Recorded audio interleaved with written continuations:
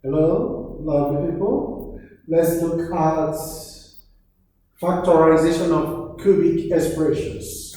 Factorization of cubic expressions. Here we have a question. It said we should factorize 7a cubed minus 56 completely. When you see this completely, means there is more than one step. Always, that is like a guide. Then you don't have to stop halfway. So let's take this one at a time. First of all, when you have factorization, we have four major steps. We have the factorization by common factor, we have factorization by grouping, we have trinomial factorization, and we have difference of two squares, and then we have the factorization using the cubic method.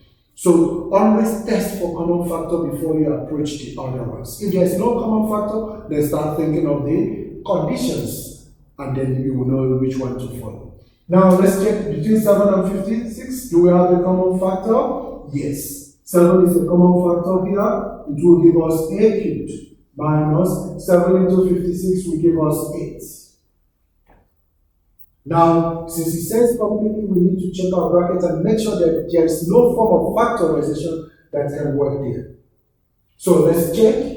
We have difference of two cubes here, because if you simplify this, it gives us 2 cubed. So we have difference of 2 cubes. Now we know that we can factorize. For difference of 2 cubes, it says take the first minus the last, and then you take the first term in the bracket all squared for the second bracket, plus the first times the last, that's 2 times a. The first times the last, 2a. And then plus the last all squared. So we have 2 all squared, which will give us a 4. So this is cubic factorization. Difference of 2 squared. First times minus the last. First bracket.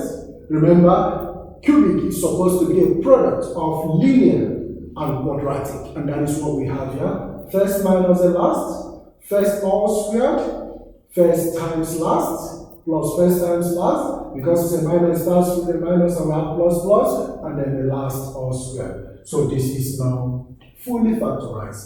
Please, in most cases, still check your quadratic function if it is still factorizable. If it is still factorizable, you also have to factorize. But in this case, it is not factorizable, so we'll stop here. I will see you. Thank you.